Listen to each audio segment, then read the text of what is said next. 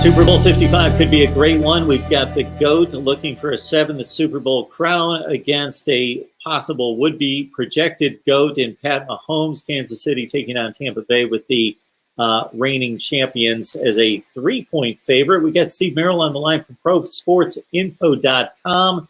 Again, join Steve at ProSportsInfo.com. He gets us a slice of betting advice here on college football week to week during the regular season, but you get the deep dive on everything across the board, the NFL, the NBA, college basketball, and Major League Baseball coming up soon. Steve, how you doing today?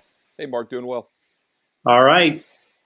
Your thoughts about this matchup between, again, Tom Brady goes to Tampa Bay immediately with the help of some free agent selections and NFL draft selections, bolsters them into Super Bowl prominence.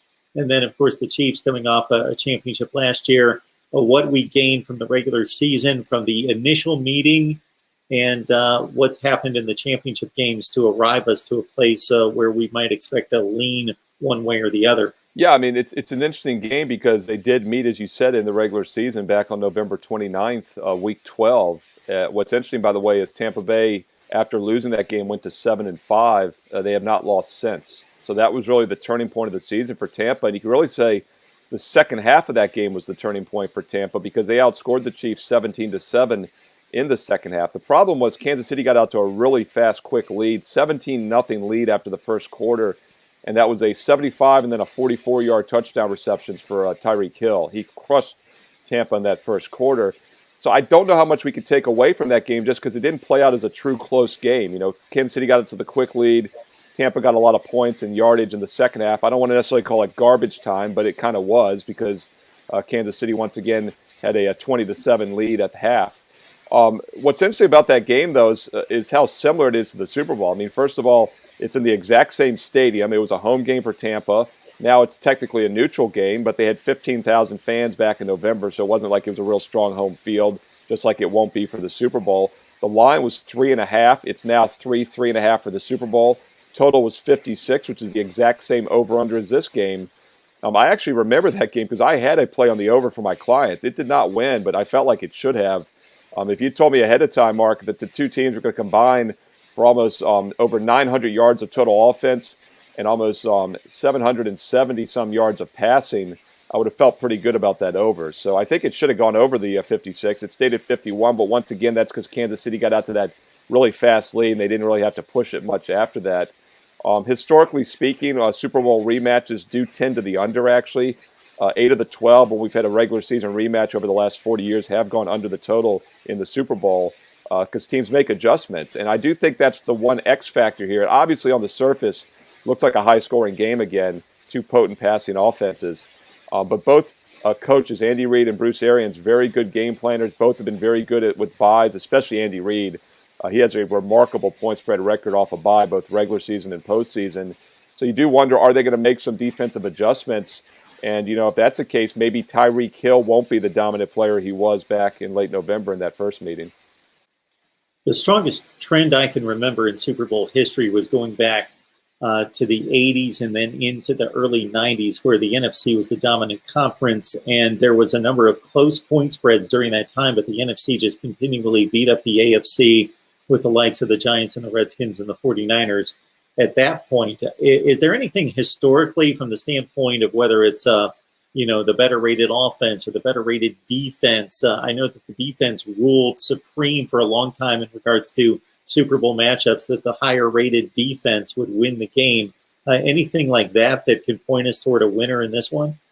Yeah, overall, I think if you look over the 54 Super Bowls, playing the better defensive team has definitely been a profitable strategy. I think it's a bit tricky this year how you want to rank the two defenses because in the modern NFL, their offense is so explosive. It's really a different game than even just 10 years ago.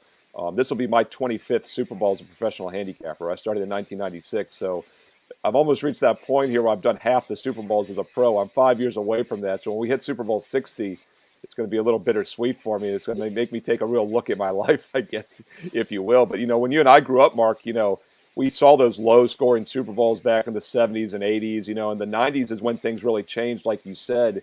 In fact, it's interesting. If you look back at the history of the over-unders once again, there was no total even posted for Super Bowl I. between the Packers and Chiefs. Over-unders just weren't available back then by odds makers. They put one up on Super Bowl II. It was 43, which was very high for back then, because if you look at the next about 15 to 20 years, most of the Super Bowl over-unders were in the low 30s, believe it or not, 33s, 32s, and they went under. And then, as you said, with the NFC dominance in the 80s, the mid to late 80s, and then the 90s with the Cowboys, we had blowouts. And it wasn't a question of which team is going to win the game. It was a question of, do they win by more than 2 touchdowns? And I'll tell you when things really changed. It was at the turn of the century, but it was also when Tom Brady came onto the scene.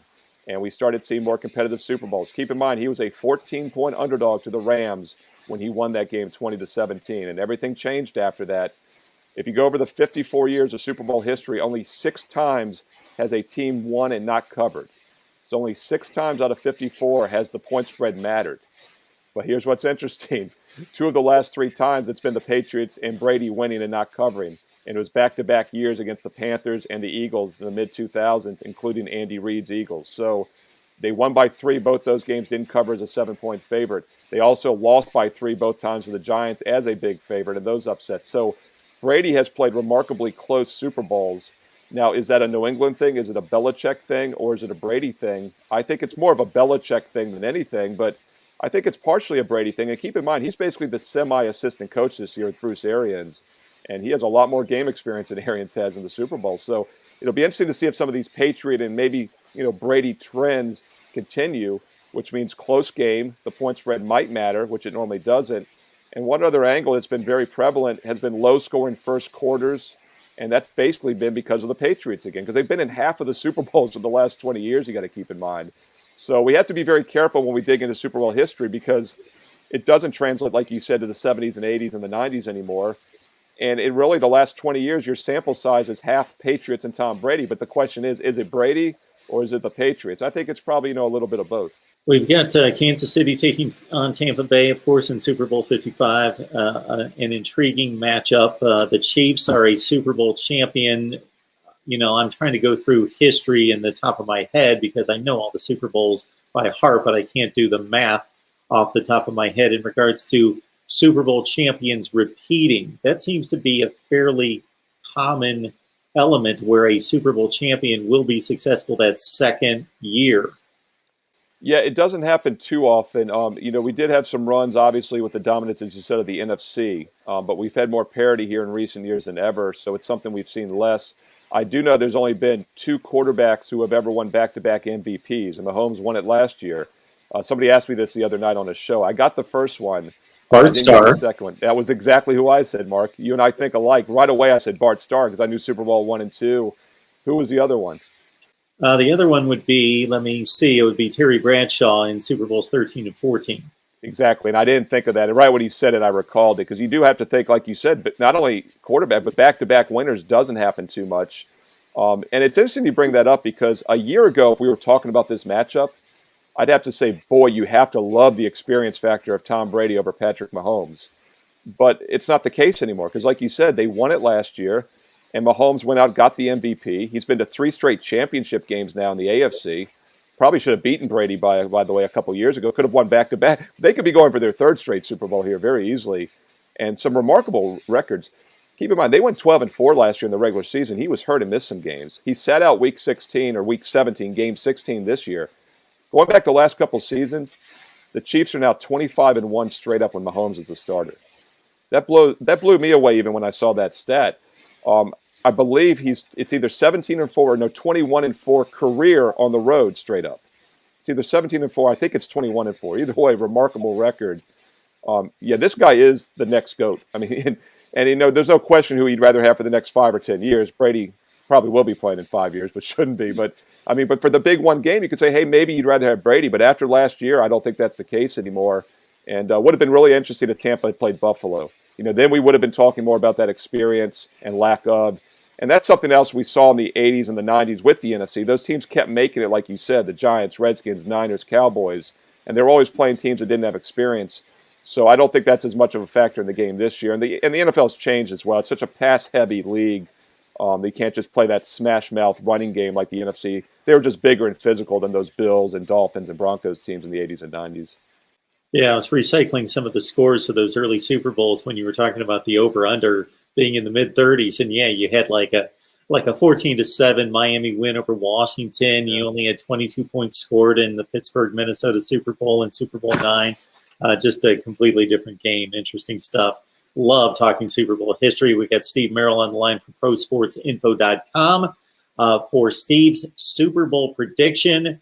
Join us over on Patreon. You can grab the link in the description section below. Join us on Patreon. It's only 15 cents per day. You get exclusive live streams. We've got one coming up Friday night where we're going to talk college football for at least an hour with all of you. And again, Steve's prediction on Super Bowl 55 coming up right there.